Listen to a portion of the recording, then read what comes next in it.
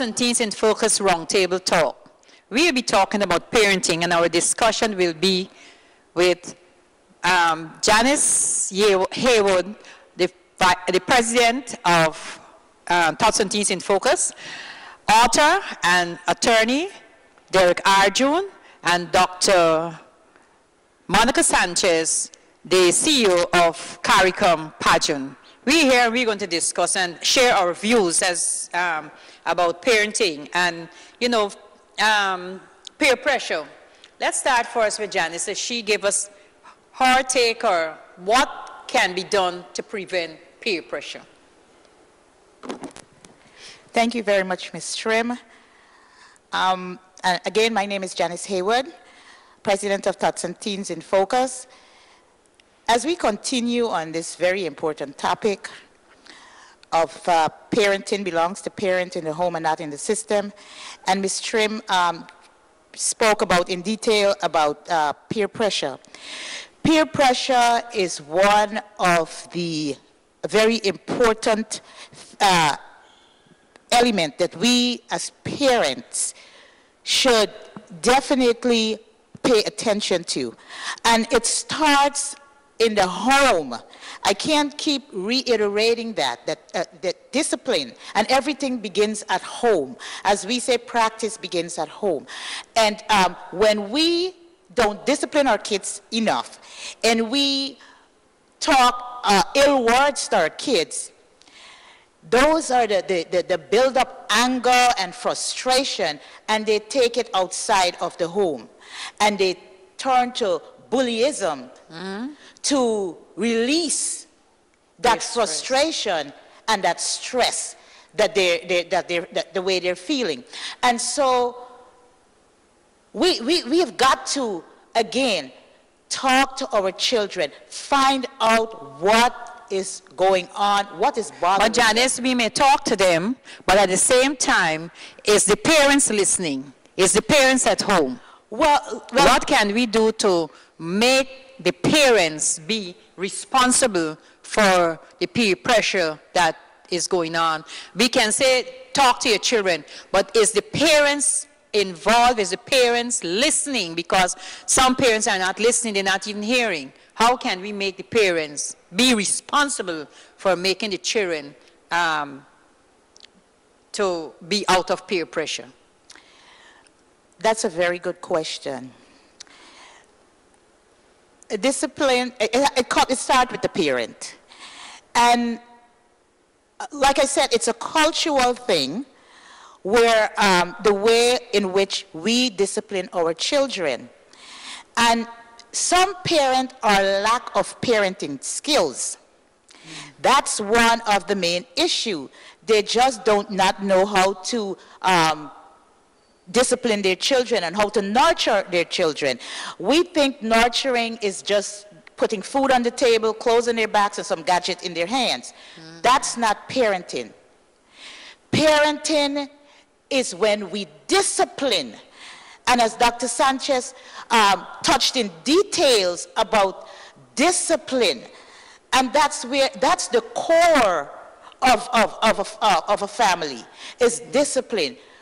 Children do born, is we the one has to take that first step and teach them how to discipline. And from that, they would go outside and act as professionally. Mr. Arjune, as you the author of the book, Mailbox Syndrome, what will be your views on peer pressure, and how would you instigate parents or mandate parents to take that role to prevent it? Peer pressure is a factor even in adults' life. That is to say, as old as we are, we sometimes feel that we have to give in to what friends or colleagues are doing. A child or a young adult is under even more peer pressure because it's a matter of wanting to be with it, or down, as they would say in the hood. There are two principal ways to deal with peer pressure, in my view. One is to be a friend to your child.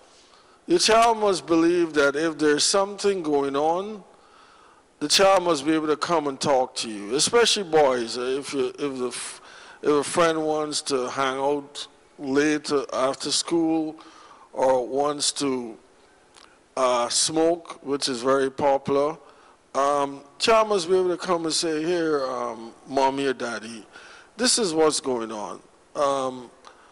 What should I do? Very often, parents believe in order to be parents, you can't be friends with your children. You have to be friends. They must be able to discuss things with you. Mr. Arjune, stick a pin with that. Monica, as Mr. Arjune, Attorney Arjune said, children should be able to come to the parents to talk about if they're getting peer pressure or if they're smoking. How could we trust parents to help their children to overcome that when they are involved in smoking too? Well, you know, I think it's an instinctive thing about parents and children. Automatically, when you have a child, your whole perspective of life changes because you now have a protective instinct. So it's something that it's natural, it's a nature thing to say as well, I don't want you to do what I do, I don't want you to make the same mistakes I made, I want you to be better, I want you to achieve more, I want you to accomplish more than I did. So a conscious parent would definitely want their child not to do what they're doing, would want that child to be more than they are, would want that child to excel and exceed. But I think the bottom line to this issue is nurturing. Nurturing. Because as Mr. Arjune said, that even adults, we are subjected to peer pressure. And the one thing that overcomes this issue is love and nurturing and security. If you feel secure, if you feel loved, if you feel nurtured, then you don't feel as threatened, you don't feel vulnerable, you're not subjected to follow the leader in that guy. You kind of want your own personality because you're now comfortable in your own skin because, hey, I'm secure, my parents love me, I have a good relationship, you know, I could talk about this, this is not a foreign issue. You know, Monica, you're right. But let us talk about bullying. And Janice, we'll ask you to, how can we stop the bullying? Because children are being bullied, not in school alone, but the bullyism starts at home. What do you think can prevent the bullying that is going on in the schools? Well, bullying recently has become very prevalent in the school environment. And one of the things that parents can do is you have to get involved. Getting involved is getting information on what is going on with your child. And talking to your child, the thing is finding out when a child reacts in a negative way, it is something that is bothering them, there's something that is going on. And we as parents have got to get to the core of that issue to know how to address it. If we don't address that issue, the problem continues. Continue, Mr. Arjune. The problem is with bullying is part of the school system, but yet still teachers are unable to control the bullying effects in the school. What do you think should be done about that? Well, before I answer that question directly, I just wanted to say that with respect to coming back to peer pressure, you need to talk constantly with your children so that you know exactly what's going on in their lives. With respect to bullying, you have to give your children a set of values that would allow them to deal with the adversities out there. You have to let them know that if you want to get somewhere, you have to be strong. You have to be secure. You have to feel that I have confidence in you as a parent, that I expect certain things of you, so that when people, particularly their friends, try to impose their values on them, they have this set of values that they could judge against. So it's a matter of giving your children some values that they could use to evaluate what others are trying to impose upon them. With respect to teachers, I mean, teachers are not necessarily equipped to deal with bullyism. In fact, very often teachers are afraid of bullies because they might run afoul of educational requirements in trying to stop them. You have special parts of the school or persons in the school who are charged with dealing with this kind of thing. So the teacher in a classroom is not necessarily one who can, who's necessarily equipped. They're just as flummoxed, just as puzzled about this whole phenomenon as the parents are. Mr. Arjune, I know that you're talking with teachers, but Monica here is a pageant coordinator working with youths. And, we say teachers are afraid to handle certain situations in school, but yet still, when we as community organization have our own organization and we're dealing with youths, yet still we can control that situation in our programs and make it better. So how come is it that it's not being done in the school, whilst we, who is not trained teachers and having this program, is making a big difference in the community? What would you say to that, Monica? Well, speaking about my own organization, which is an organization that empowers women and children, Ms. Caracom, in our organization, you encourage the participants, which are mostly children or youths, to participate, but you set down in the incept rules and regulations and code of conduct that they must follow. And you said there are no exceptions to the rule. These must be followed. But it's a smaller organization. The school system is a larger system, so the teacher doesn't have the last say. And most of the time, the structure that's put in place have the teacher more fearful of doing their job than of not doing their job. So I think that has a lot of issue to do with the fact that the teachers hesitate. We have a lot of good teachers in the system, but they are very much afraid of the larger dragon, which is the end cycle of their organization, which is the head, which you have to deal with the chancellor and the mayor, and it goes on like that. It's more retaliation for them doing their job than not doing their job. Okay, Janice, as we talk about the organization that we as NGOs keep an organized organization where discipline is our format, we can give them how many discipline that we want to. As Monica said, that the school is a large environment. Do you feel that it's too much children in a classroom to one teacher, so it's very hard for that teacher to control that class when they may have a little bit of bullying, a little bit of peer pressure, and these other dynamics in the school? Yes, I absolutely agree that that environment is a large environment, and it is very difficult for teachers to deal with different personalities and different behaviors. And it is something that he or she is not equipped or is not capable of dealing with so much different behavior and different personalities. Even in a home, you have kids that you may have 5 or 6 children with totally different personalities. It is very, very difficult to handle. And you, it's like Dr. Sanchezs says, is that, you know, they have to deal with, they're afraid to discipline these children because they're afraid of the consequences behind when if the way that they may discipline a child. So it goes back. We keep going back to the home, because if children are disciplined at home, they will behave appropriately when they're in their school environment or anywhere outside of the home. So it starts there. But teachers should have some form of skill that to diffuse a situation when it's happening in the classroom. The first thing they do, they pick up the phone and they call parents. The parent is at work, and they cannot take care of that issue at hand.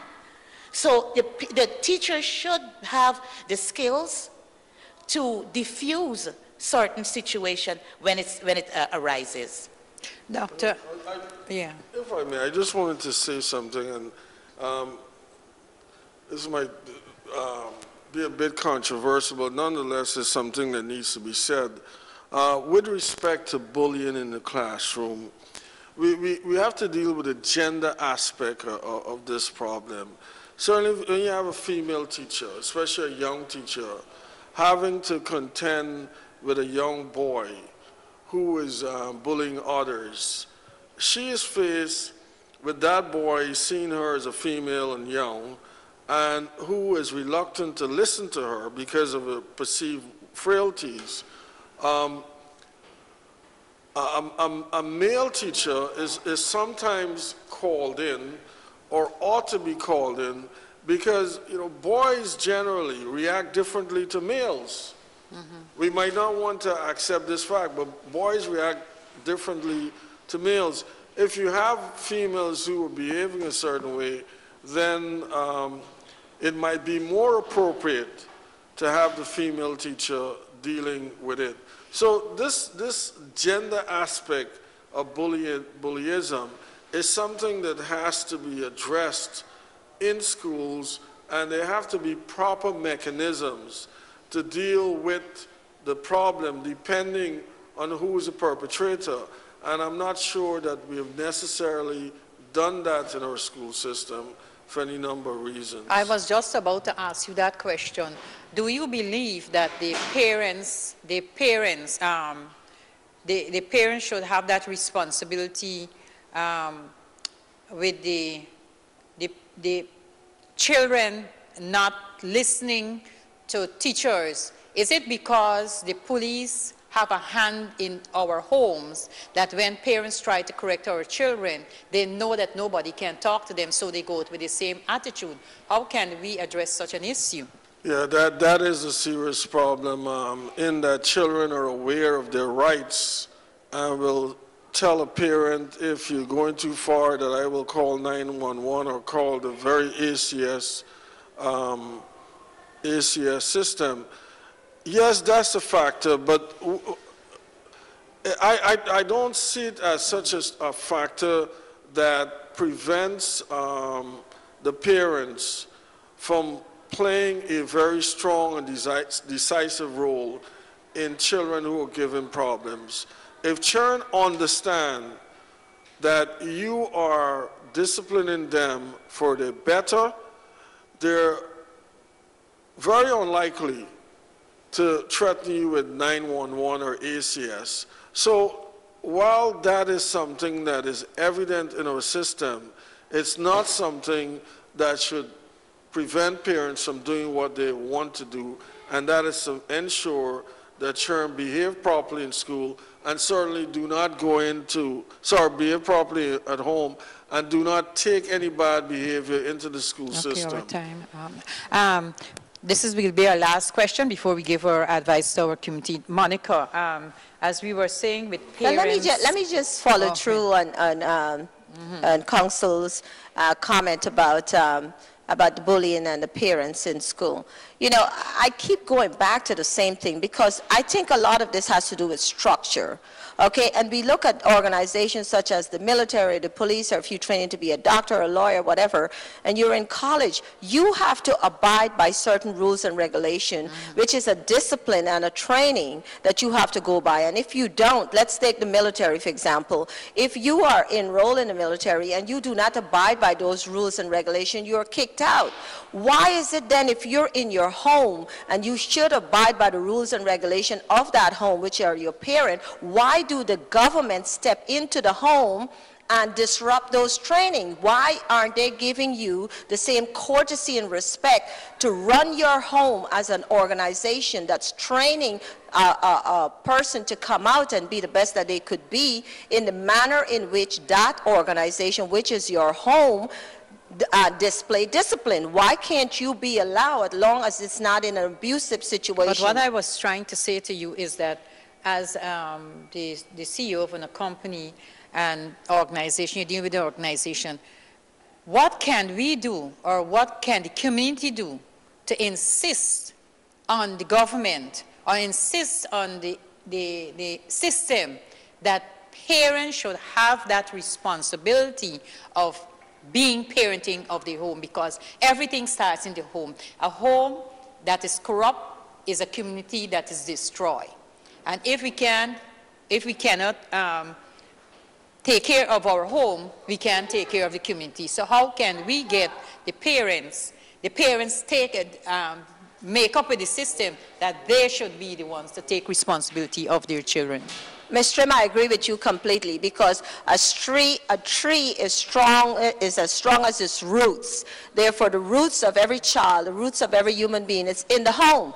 But in order for us to get that responsibility and get it accountability, it's like everything else. We are in a society. The society is a governmental society which has a structure. We answer to the federal government, who answer to the state government and the city government. The federal government is the head. We have officials that represent us in that government. Our responsibility, we put them in office. We have to, these programs are in place. This structure was set up by the federal government so that this could be a healthy society for every family. Why aren't the families of color being represented and given the same kind of responsibility, funding, resource programs to have this stuff that we are going through in a better state? Because we don't hold our politician accountable to bring the funding to the community so that we can do this. Or it is that the jail or the ACS system is a business and large amount of money is being spread out there, so they don't care what happened in the community. The more blacks they got in the prison, more money for the whoever pockets going thing. You know, it's nice talking with you all and sharing my views on parenting and what rise up within. But before we go, we ask each one of you all a short, just a minute or two message to the community. Well, my message to the community is simple all the same. You know, children need love, adults need love, a community need love, and we need nurturing. So pay a little bit more attention to the child. You know, go back to the old days, read him a story, tuck him in. If you can't tuck him in bed every night, do it 2 nights a week, 3 nights a week. Have sit and have dinner 1 night a week. Give that nurturing and love. Let that child feel that they belong somewhere and someone care and love them. And the churches and also need to do that. Have a family night once a month. Encourage families to come with their children and to share and to nurture and to bond. You know, that's my message. Arjune? To begin with the obvious, the family is the backbone of any society. If you build a strong family, then you build a strong society. And that means that we have got to give our children all the support, love, attention, and guidance that they need. This is not a task of, it's a hourly task, it's a daily task, we have to expend ourselves on behalf of our children. Our children understand that we want the best for them. And if we keep in mind that they expect the best from us and we expect the best from them, we can have relationships with them that will see them grow to become the kind of individuals that we're all proud of. So let us continue to be involved in our children's lives. Let us not be in any way discouraged by the system holding a sword over us and threatening to come into our homes if we do the wrong thing. Our children are our primary responsibility, not that of the system, and therefore we must do our best to help them. Janice, our final word. Well, I would just like to leave this message with parents out there as well as kids out there. Parents, you've got to be more proactive in your children's lives. Nurture, show them love, be respectful to them as well, because it starts in the home. And for the children, share your thoughts and your feelings with your parents so that your parents can help you in whatever situation that you are going through. And for the community, because when we discipline our children, we'll have a healthier community. And Tots and Teens in Focus, we're an organization that we are in the community to assist you. And if you have any questions or concern that we can help you with, teach your children the values, instill proper values in your children's lives, and they will be productive citizens and not followers, but leaders of tomorrow. And with this, I ask you again to get involved in programs in your community so that you can be a better parent as well. With this, I want to thank you for listening. Thank you, Janice. Thank you, Mr. Arjune, and thank you, Dr. Monica, for this wonderful discussion on parenting belongs to parents and not to the system. It's something that is really causing a lot of effects within the community, and we have to see how we can able to help to remove this stigma within our community. Parenting is a very important part. Without parents, there's no children, and without children, there's no parents. So if we lay down all our children by the bullet, there will be no children left to take care, and parents is important.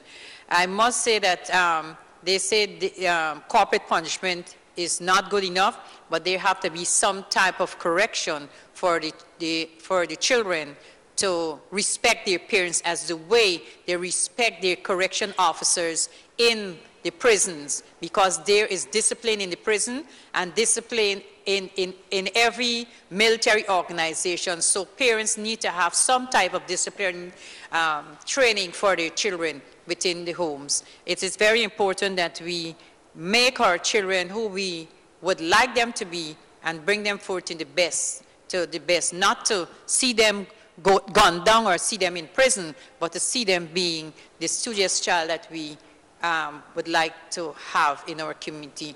Once again, to all our Tots and Teens viewers, we say thank you for watching us, thank you for being with us, and we will be having another broadcast, another event, community meeting with Parenting Belongs to Parents and Not to the System. It's a deep topic, and we need to get more involved, and we need to bring it out. And as our panelists say, this should be a talk for the community, by the community, bringing the community together. So you will hear from us on our next event, and when we will be having our community meeting on Parenting Belongs to Parents and Not to the Systems. And we are talking to you from Brooklyn, Flatbush Library,